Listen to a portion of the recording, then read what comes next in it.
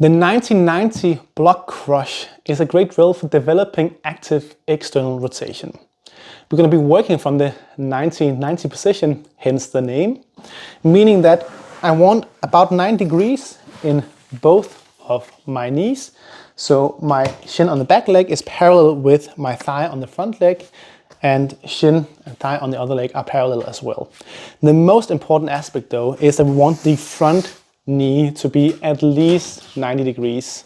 If you happen to, while you're doing the exercise, maybe close the back leg a bit, it's not a big deal. We just want to make sure that this front knee stays at these about 9 degrees. Maybe a little bit more is better.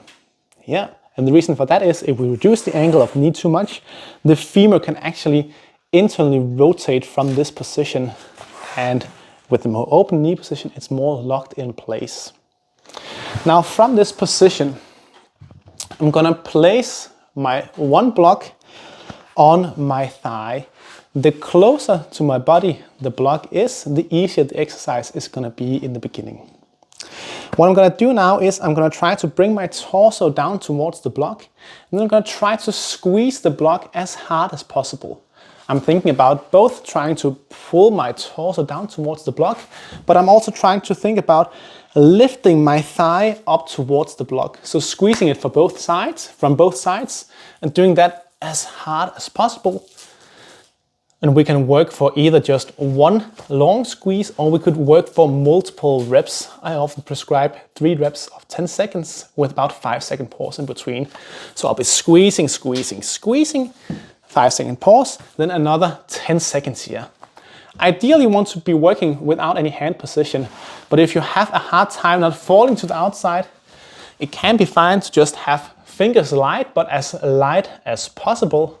Or if it's completely impossible for you to hold this position without using excessive support from this arm, what we can do instead is place a block under the hip of the front leg, and also one under the knee, and we can work from this position instead.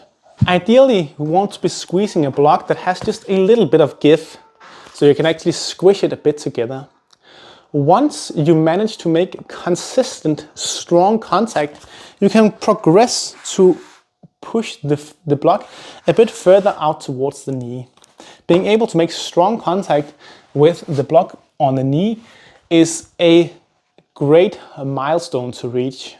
At this point, there starts to be a little bit of diminishing returns, but we can still progress the exercise from here, either by using a thinner target than a block, or by beginning to work on placing the block further down the shin, eventually placing it all the way at the foot and squeezing it in this location instead.